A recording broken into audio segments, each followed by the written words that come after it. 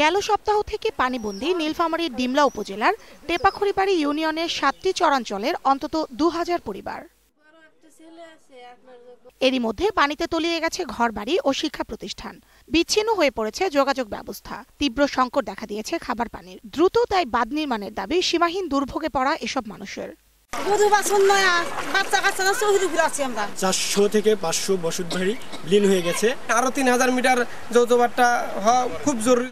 সীমান্ত নদী প্রকল্পের আওতায় বাঁধ নির্মাণের অনুমোদন থাকলেও দরপত্র সংক্রান্ত জটিলতায় তা বাস্তবায়ন হয়নি বলে জানালেন এই কর্মকর্তা।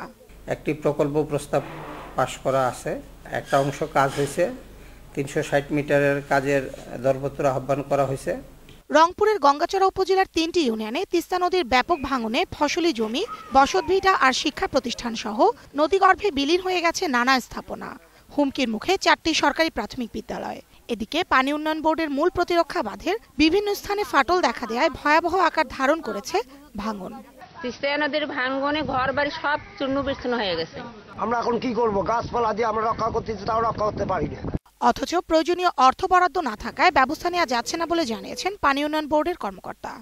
এই প্রকল্পটা বাস্তবায়ন হলে এটার সুফল আমরা পাবো। এদিকে লালমনিরহাটে সার্বিক বন্যা পরিস্থিতির কিছুটা উন্নতি হলেও তীব্র সংকট রয়েছে খাবার ও বিশুদ্ধ পানির।